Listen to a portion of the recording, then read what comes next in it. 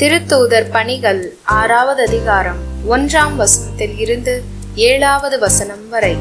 அந்நாள்களில் சீடர்களின் எண்ணிக்கை பெருகி வந்தது. அப்போது கிரேக்க மொழி பேசுவோர் தங்களுடைய கைம்பெண்கள் அன்றாட பந்தியில் முறையாக கவனிக்கப்படவில்லை என்று எபிரேய மொழி பேசுவோருக்கு எதிராக முணுமுணுத்தனர்.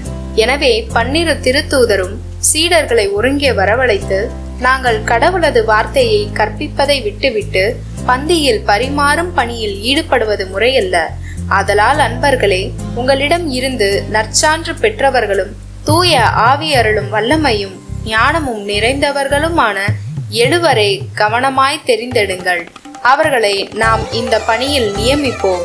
நாங்களோ இறை வேண்டலிலும் இறை வார்த்தை பணியிலும் உறுதியாய் நிலைத்திருப்போம் என்று கூறினர். திரளாய் கூடியிருந்த சீடர் அனைவரும் இக்கருத்தை ஏற்றுக்கொண்டனர்.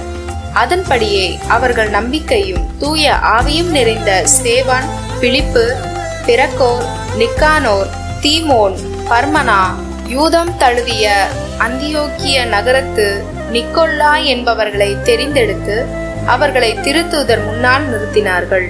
திருத்தூதர் தங்கள் கைகளை அவர்கள் மேல் வைத்து இறைவனிடம் வேண்டினர்.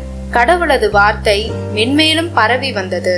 சீடர்களின் எண்ணிக்கை எருசலேம் நகரில் மிகுதியாய் பெருகி கொண்டே சென்றது. குருக்களுள் பெருங்கூட்டத்தினரும் இவ்வார்த்தைகளுக்கு கீழ்ப்படிந்து நம்பிக்கை கொண்டனர். யோவான் 6வது அதிகாரம் 16வது வசனத்தில் இருந்து 21வது வசனம் வரை.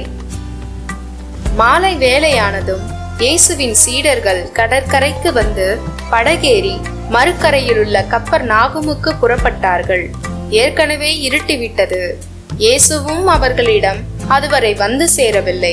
அப்போது பெருங்காற்று வீசிற்று. கடல் பொங்கி எழுந்தது. அவர்கள் 5 அல்லது 6 கிலோமீட்டர் தொலை படகு ஓட்டிய பின் இயேசு கடல் மீது நடந்து படகருகே வருவதை கண்டு அஞ்சினார்கள். இயேசு அவர்களிடம், நான் தான், அஞ்சாதீர்கள் என்றார். அவர்கள் அவரை படகில் ஏற்றி கொள்ள விரும்பினார்கள். ஆனால் படகு உடனே அவர்கள் சேர வேண்டிய இடம் போய் சேர்ந்து விட்டது.